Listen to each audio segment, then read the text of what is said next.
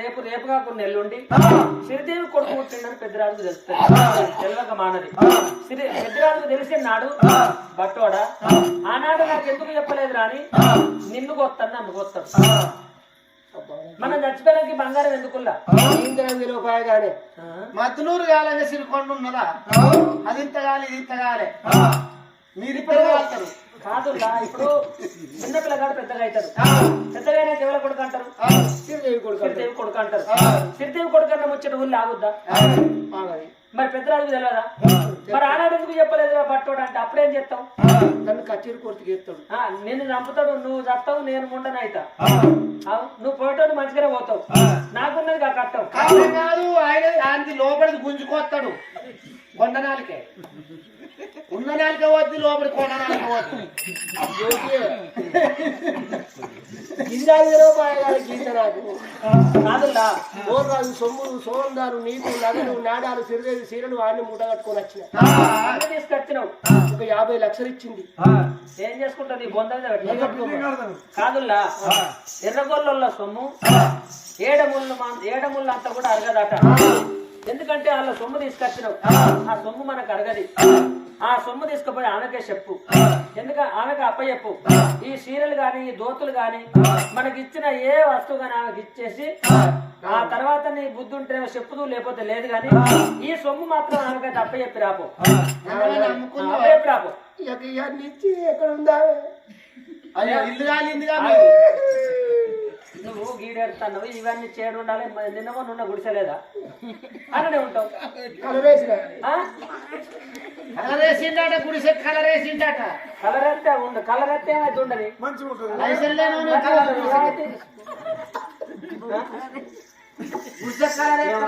ఏం గుడిసె రంగనే ఏమైంది? మీరన్నా అత్తారత్త భలే మనుషులు ఉన్నది. మీరన్నా చెప్పద్దా?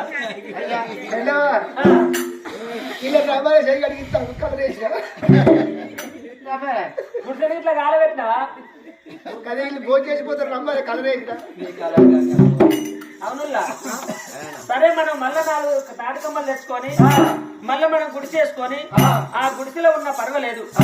ఇటువంటి ఒక్క చూడు ఏనాడు శ్రీదేవి ఇచ్చిన ఎండి గాని శ్రీదేవి ఇచ్చిన బంగారం గాని వరాలు గాని మోక్షాలు గాని మనకు అరగయ్యా. అటువంటి ఏనాడు అల్లములో సొమ్ము మనకు ఏనాడు అరగదన్నది కోపమ్మ.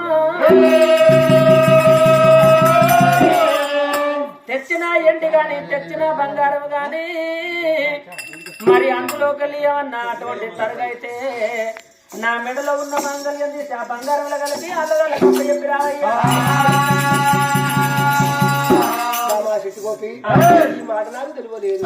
మన సంసారం అంతా ఆగవాగం చేసిన అంటే చూడు గుడిసె లేకుండా చేసిన అందులో 5-6 ఎలకలు ఉండే ఆయన లేపిన గుడిసెకు బాంబులు పెట్టిన ఎలకలు పాడు ఎలకలు పోతే మళ్ళీ వేసుకున్నాకు చిన్నవేంటి బట్టోడు గోసి బేగ చెప్తే సిట్టి కోపమ్మ గోసి పెట్టుకున్నాడు. జ్యోతులు మాయకుంట మర్త పెట్టిండు. సొమ్ములు సంబంధం తీసి అన్ని మూట కట్టుకున్నాడు. శ్రీదేవి చూడు ఎట్టెట్టిచ్చిందో ఆ గోకరికాయ సొమ్ము తీసుకోకుండా ఆ బండి మీద వేసుకొని శ్రీదేవి మార్కు దారి అట్టినాడు.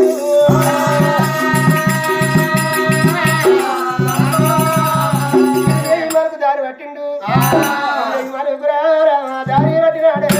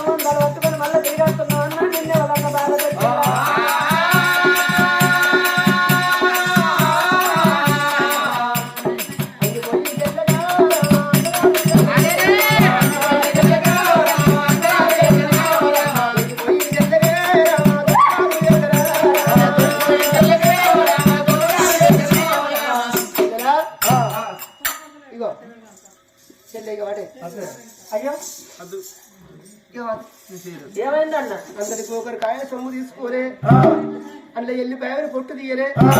చెల్లె నీ సొమ్ము రద్దు, నీ చీర రద్దు, ఏ రద్దు.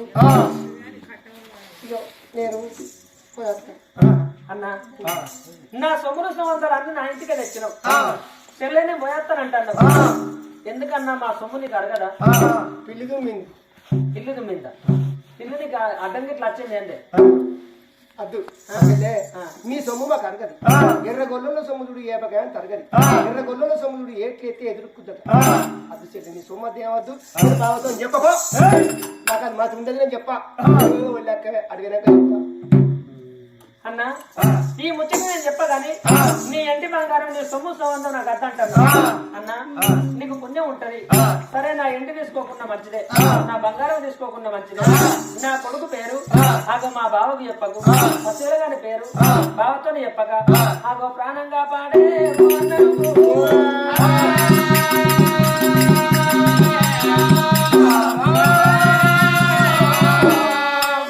కమ్మేసి పైన తింపేసిందే నేను.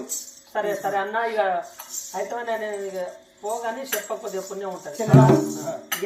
నాకు మత ఉంటేనేమో చెప్పినట్టు ఉండదు. నాకు మత ఉండదు. చెప్పాలి ఆ పప్పద్ర ఈ పప్పద్ర అయినా ఆ పట్టకేశవ రాదు, రామసింగం పట్టు రాదు. చెల్లే చెప్పాలి తలగలవ దాటి తలగలవ దాటే వారికల్లా బట్టు అనుకున్నాం మారిపోయింది. ఏమనుకున్నాడు బట్టోడు దినవారం అందు పెద్ది రాదు. రాజ ప్రపంచం వెళ్తాడు. సత్యవంతుడు గొల్లకులం. సత్యం పోయి సముద్రుడు గడిచింది. రాగి చెట్టు గుట్టలే రాఘవుడు గొల్ల. ఏప చెట్టు గుట్టలే వయ్యాద్రి గొల్ల. భార్య జనముల ముంచిన పద్మనాయుడు గొల్ల. గొల్ల గొల్లాడంటే కన్నడానికి లేదు. అల్లసరి కిట్టులకు తల్లిళ్ళు వారిది. ఆంధ్రుల జన్మించిన దేవాదేవుడు మా ఇంట్లో పుట్టి ఉన్నదని గొల్లోడు మాట్లాడతాను. పెద్దిరాజు 7 ఏళ్ల పొరి కొడుకు పుట్టిండు. ఆపాపుణ్యం తెలివని పరం జ్యోతి గర్భాన ఇటువంటి వెనకటి ఏనాడు అట్టుముట్టి తెలివని పరం జ్యోతి గర్భాన అయ్యా కొడుకు ఎట్లా పుట్టారా?